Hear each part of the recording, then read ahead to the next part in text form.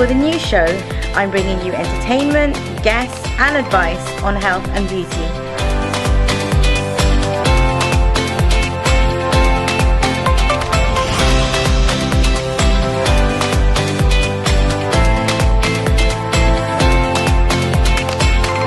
We all need inspiration now. We will look at how to live your life and love your life. Hello everyone, welcome to the Halimah Show. Thank you so much for joining me today. We've got a really special episode. I can't wait for you to see what we've got in store. Let's go straight to the segment.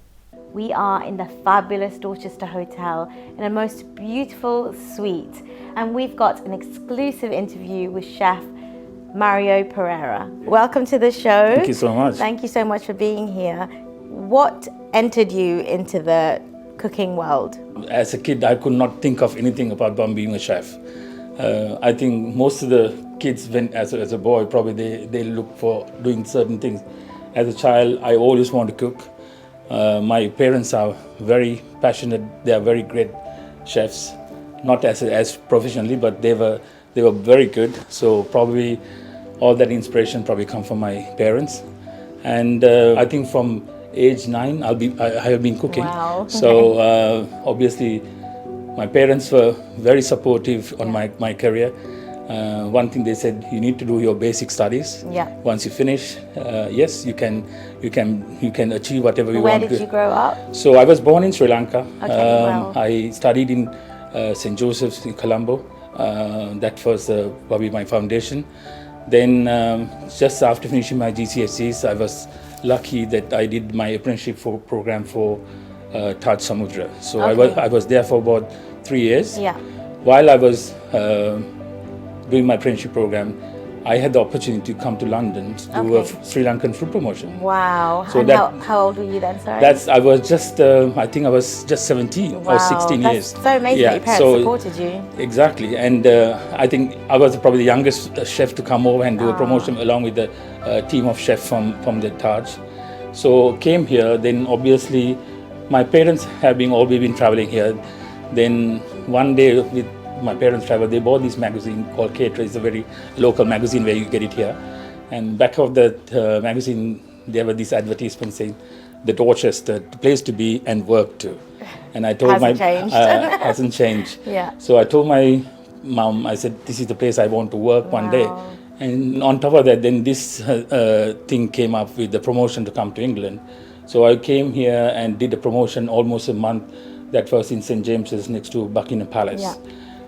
So lucky enough, I was interviewed by the caterers. Oh, wow. And I appeared on Caterers. Oh, that's amazing. So the journalist was quite nice. Then they asked, what is my future plan? Then, then I said, I want to work at the Dorchester and I want to finish my studies here.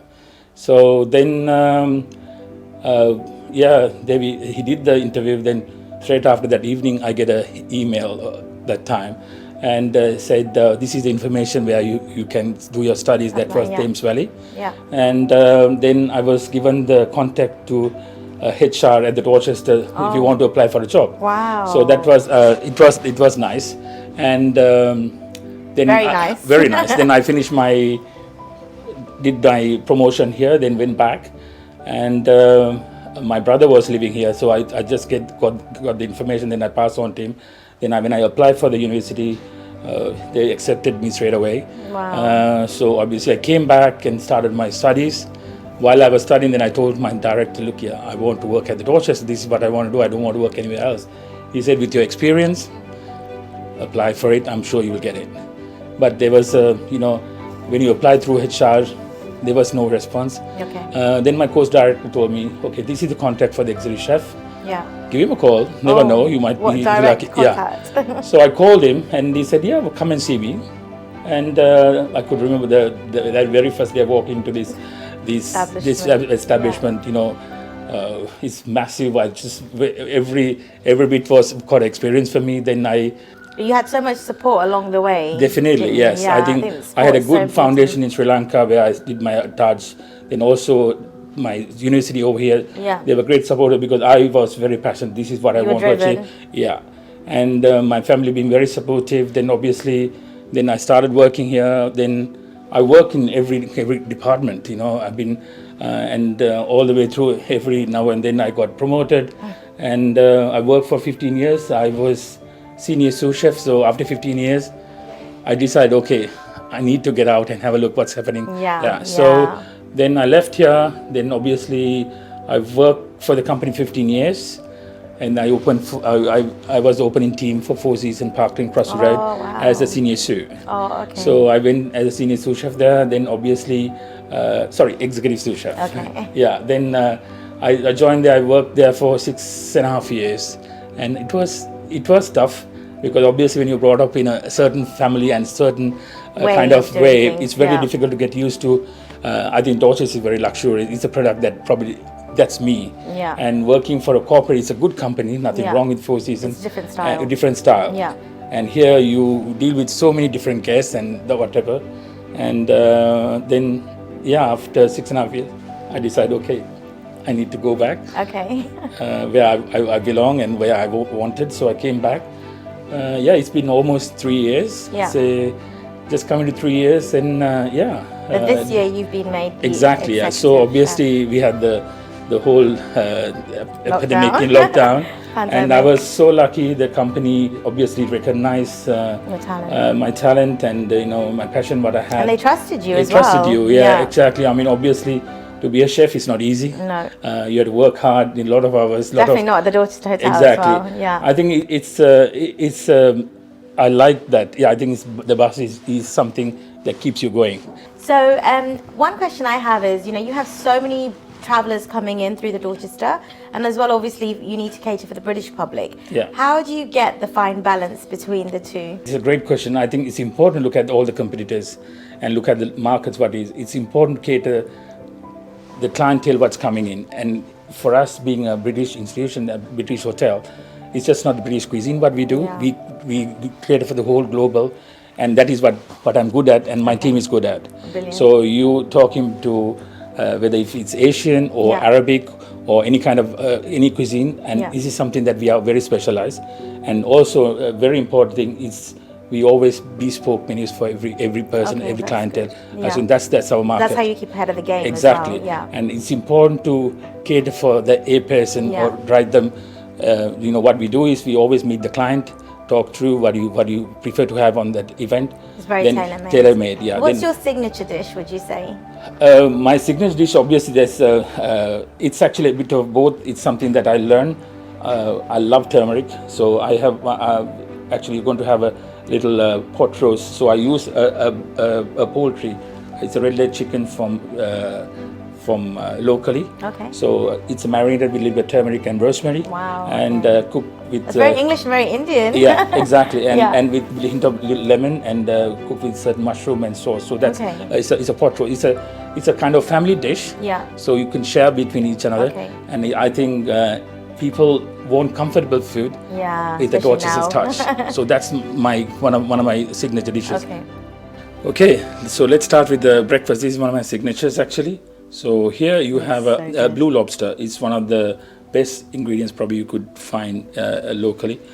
So what I've done is it's kind of a egg casserole with blue lobster and a little bit of Isle of Mull cheese. It's a Scottish cheddar cheese. And also we have a little bit of Mold and Cure smoked salmon. And a finish off with the lemon hollandaise. And is that for one person or two people? So this is for one person. Obviously, if you want to have a good, hearty, kind of awesome luxury breakfast, that's something to start with. So good. Can't wait to try that. Thank you. So that's breakfast. Then let's move on to, obviously, this is one of my signature salads. We call the park salad. The whole reason I call park because we are next to the park. So it's a kind of a very super healthy salad. Contains a lot of great ingredients, including kale, hispy cabbage. Then you got edamame beans, avocado, beetroot, and so all that 7 seeds. So the yellow is yellow beetroot. So it's all baby beetroot with different textures. And also we have dandelion and micro basil, and we finish off with some omega seeds. And it's one of my favorite ingredient is turmeric with coconut cider vinaigrette. So it's very healthy. Coconut is kind of very healthy as well. So turmeric very well blends together. And you have lovely acidity from the vinegar. I like how it's really European looking, but it's got a nod to the east as well. Definitely. I think that's one of the things, with my roots where I come from. I try to introduce a little by it. I think that works very well, and it's one of our favorite dishes. Amazing, thank you. And then last but not least, this is so exciting. So this is the obviously the red leg chicken I was talking. So what we do is we cook the whole bird, so it's half of the bird. This is a meal for 2 people because it's a lot to eat in there. So what we do is we marinate it with a little bit of turmeric, lemon, and a little bit of rosemary. So you have a lovely balance. Rosemary and turmeric marries very well together. And we slow cooked, and we take it off of the bone, and we use all the carcass and what to make a nice juice in there. And we use little lovely seasonal vegetables. So you have purple cauliflower, romanesco, little bit of potato, heritage carrot, and also selection of nice mushroom and sprouting broccoli. So good. And I finish off with a little bit of butter, like deep fried breadcrumbs, fresh breadcrumbs, give a little bit of texture and lovely flavor, crunches towards the dish, and the sauce. So looks amazing. So you're so talented. Thank you. You're welcome. Can you do any Indian food? Do you do any Indian? food? Of course. Obviously, I'm from born in Sri Lanka. I did my apprenticeship for Taj Group. So when I did I had all that background with that training on the Indian cuisine, and I have a great team of Asian chefs, and that is what's one of our big market segments when it comes to events and stuff. What we do, weddings, and every event, especially Indian events. What we do is we sit down with the client, we write a menu, we do a tasting, and we bring that Indian culture into a different level at the Dorchester with the luxury touch. With you as the executive chef now, will we be seeing more of the Indian menu? This is what we actually have a big market. What we've been doing for a while. Obviously, you will see me. That's something. Every tasting, I always make it a point. I do the tasting with the client along with my team. And obviously on the day, I'm there to execute and make sure everything goes well. We've not had much time. It's gone really quickly. But one last question I wanted to ask you was, what do you say to people who just want to follow their passion, who are maybe a little bit thinking, oh, should we do what we really want to do? We're a bit confused. What's just one sentence? What's your advice? I think in life, if you want to be a chef, you have to love cooking. Love need to be there on the food. Just because somebody's cooking, you cannot cook. No. You have to have that love and passion if you want to be a chef, and whatever you put on plate. That's your heart. Thank you so much for being with us today. Thank you. Thank you for inspiring everyone. I'm definitely be seeing you at the Dorchester Hotel. Definitely looking forward to see you. Thank you. Thank you so much to Chef Perera for joining us today. I hope you all enjoyed this segment. What motivation, what inspiration. I can't wait to try all the dishes at the Dorchester Hotel, and you know I will. And I hope you all join me as well, especially the secret biryani on their menu. Welcome back, everyone. This is my favorite part, the beauty side of things.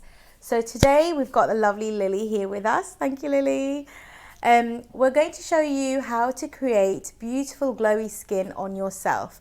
So Lily's actually going to apply the makeup on herself, and so you can see how you would do it at home. I think it's a really good time to start doing glowy skin because of winter time and the weather getting colder. A lot of us are having dry skin. Of course, with your own foundations, you may have dry skin, you may have combination skin, oily skin. Now you're going to have foundations for each and every type. Sometimes during the year or even during the week, your skin changes for different reasons, different reasons. And according to that, you should really adjust your foundation as well as your skincare. So like I said, today we're just going to concentrate on how to create the glowy skin. I'm going to talk through how to use a good primer and choosing the right foundation. So let's get on to show you how to first do primer. Primer is so important. This is one by Laura Mercier. It's called Pure Canvas Power Primer. It's got really good serum in it, really good for the skin, and you just pat it on. And again, there's a different primer for different reasons. So if I show you this one, this is a Laura Mercier Radiance. It's called Pure Canvas Primer. illuminating. So I think it's the old version was the radiance version. So if I just give that to Lily, she's going to apply that on her face. Just pat, pat, pat all over. Put it in dots on your face first and then swipe it away. Primer is so important. The amount of people who aren't using primer, I'm really surprised. Primer will stop the foundation from fading during the day. It'll create a really good base for the foundation and it will help the foundation glide on and stay all day. So I will never ever wear foundation without primer. It doesn't matter how much moisturizer you use. So just swipe away down your chin, from cheek to chin. Yeah, perfect. Already that one's already got a glow because this one is an illuminating primer.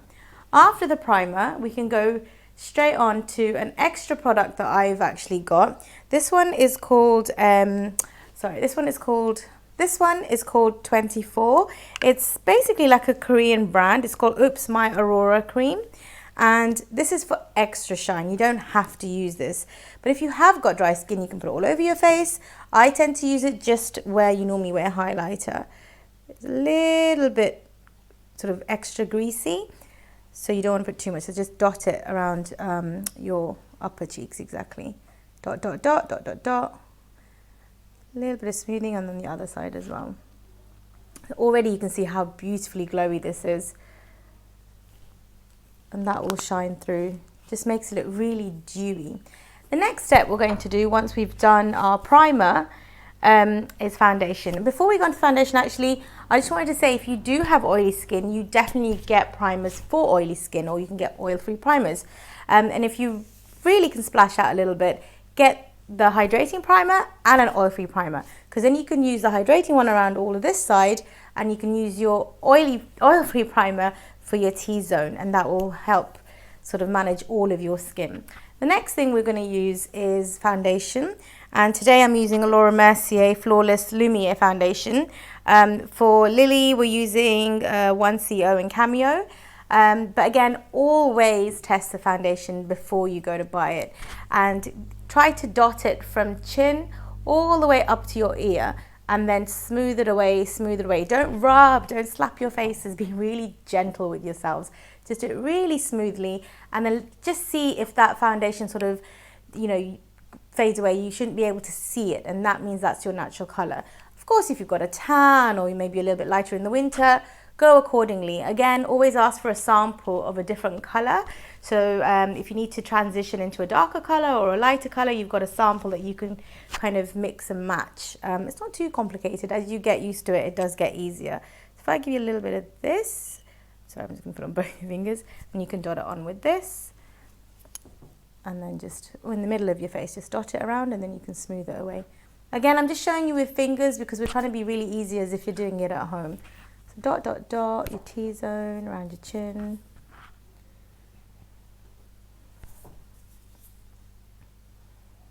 And again, as I said, you can use darker tones, lighter tones, keep the samples. The same with the consistency. So you can keep a heavier coverage foundation. You can keep a lighter coverage foundation. So after we've used this, I am going to show you a more glowy one on top as well. So you can do your T-zones as well. And again, be really gentle with the foundation. So if I get that one.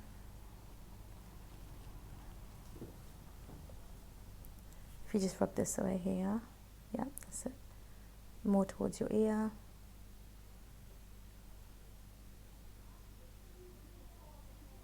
It's got a bit of a pinky tone in this, but we are going to warm it up with more of a glowy tone.